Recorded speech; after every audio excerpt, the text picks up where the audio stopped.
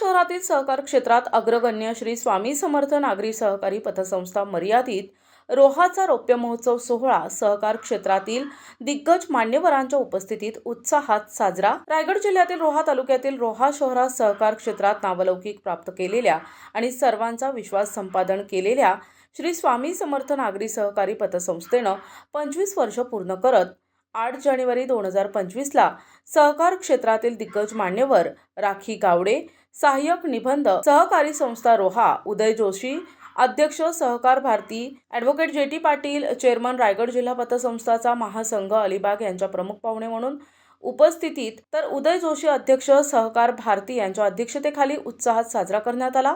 सदर कार्यक्रम यशस्वी करण्यासाठी श्री स्वामी समर्थ पतसंस्थेचे अध्यक्ष संदीप जठारी आणि उपाध्यक्ष लक्ष्मण चांदगावकर यांच्या मार्गदर्शनाखाली सर्व संचालक, सदस्य आणि कर्मचाऱ्यांकडून उत्कृष्ट नियोजन करण्यात आलं। यावेळी कार्यक्रमाचे अध्यक्ष उदय जोशी, प्रमुख पाहुणे म्हणून उपस्थित राखी गावडे, ॲडव्होकेट जे टी पाटील यांनी सहकार क्षेत्राविषयी सविस्तर माहिती दिली, तर पतसंस्थेचे अध्यक्ष संदीप जठारी यांनी पतसंस्थेच्या ध्येय धोरणाविषयी माहिती दिली आणि पतसंस्थेच्या 25व्या वर्धापन दिनानिमित्त रौप्य महोत्सव ठेव योजना जाहीर केली।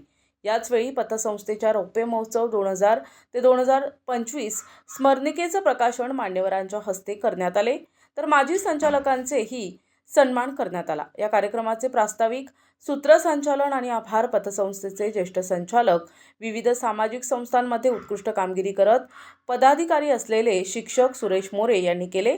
या कार्यक्रमात मान्यवरांसह श्री स्वामी समर्थ पतसंस्थेचे आणि अन्य पतसंस्थांचे आजी माजी पदाधिकारी, संचालक, सदस्य, हितचिंतक, कर्मचारी वृंद, मोठ्या संख्येनं रोहेकर नागरिक उपस्थित होते। पदार्पण केल्यानंतर अनेक भविष्यामध्ये येऊ घातलेल्या संकटांना कदाचित सामना करण्याची वेळ येऊ शकते। अनेक टक्के तोंडपे आपल्याला खावे लागू शकतात,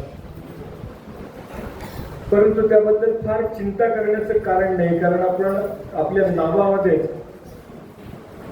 श्री स्वामी समर्थांचा उल्लेख केलेला आहे आणि स्वामी समर्थांचं सगळ्यांना एकच आश्वासन असतं, आपल्या सर्वांना माहिती आहे, भिवू नकोस मी तुझ्या पाठीशी आहे। तसं मला असं वाटतं की या संस्थेच्या पाठीशी सुद्धा श्री स्वामी समर्थांचे आशीर्वाद अशाच पद्धतीने असतील आणि त्यामुळे येणाऱ्या संकटांना सामना करण्याचं बळ आपल्याला निश्चितपणे प्राप्त होईल आणि येणाऱ्या संकटांचा सामना करत असताना कुठल्याही गोष्टीची चिंता करण्याची आपल्याला आवश्यकता राहणार नाही, असं मला व्यक्तिशः वाटतं। श्री आठवले, श्री देशमुख यांचं स्मरण करू आणि धावीर महाराजांच्या कृपेनं आजचा हा जो कार्यक्रम आपल्या त्या ठिकाणी संपन्न होत आहे। मी तर असं म्हणेन, मला थोडक्यात आनंद वाटतोय की हे प्रास्ताविक करण्याची संधी ही मला मिळते। आजच्या या समाज जीवनामध्ये जे अर्थकारण चाललेलं आहे त्या खऱ्या अर्थाने त्याच्यामध्ये आपण जे व्यवहार करतो, पूर्वीचे आर्थिक व्यवहार आणि आताचे आर्थिक व्यवहार यामध्ये जर पाहिलं तर जमीन आसमानाचा फरक आहे। कुठलीही आता आर्थिक व्यवहार हा बँकांशिवाय किंवा मोबाईल शिवाय असा हल्ली होत नाही। रोखीचा व्यवहार जो आहे हा खऱ्या अर्थाने कमी होत चालला आणि यासाठी पतसंस्था आणि बँका यांची सर्वांनाच गरज लागलेली आहे। मला तर असं वाटतं की आपल्याकडे इथे बसलेल्यांपैकी कुणाचं बँकेत खातं नाही असं होत नाही, ज्यांचं पतसंस्थेमध्ये व्यवहार नाही असंही होणार नाही, कारण का ज्या आपल्या ज्या आर्थिक गरजा आहेत ह्या खऱ्या अर्थाने जर सोडवल्या जात असतील तर त्या पतसंस्थांच्या मार्फत सोडवल्या जातात। तालुक्यामध्ये आपली एक पतसंस्था आहे छोटी, ज्याच्यामध्ये आपलं एक कुटुंब आहे। एक छोटं घर चालवण्यासाठी सर्वांची जबाबदारी कशी चालते आणि त्याच्यामुळे एक चांगलं कुटुंब सुदृढपणे उभ्यास येतं। तशाच पद्धतीने आपली पतसंस्था चालवण्यासाठी आपले शिपाई, आपले कर्मचारी, आपले संचालक मंडळ सर्वांचा मोलाचा सहभाग असतो।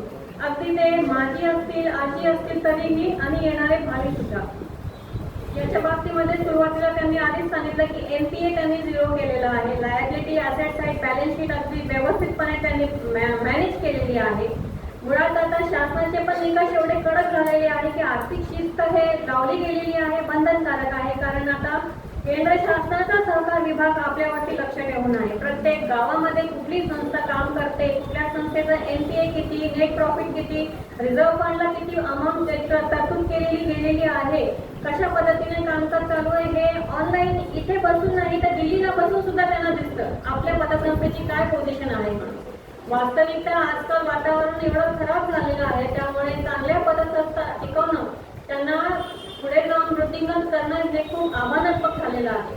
अशा परिस्थितीमध्ये आपण आपली पतसंस्था पुढे नेत आहोत, ही खूप चांगली बाब आहे. सर्वांचंच भाग्यात आहे. आज 25 वर्ष म्हणजे रौप्य महोत्सव आम्ही साजरा करतोय. गेल्या वर्षी डिसेंबर 2023 रोजी संस्थेची जी काही वार्षिक निवडणूक झाली त्यावेळी अध्यक्षपदासाठी म्हणून माझी बिनविरोध निवड केली. हा खरं तर माझा मोठा सन्मानच केला सर्व संचालक मंडळाने.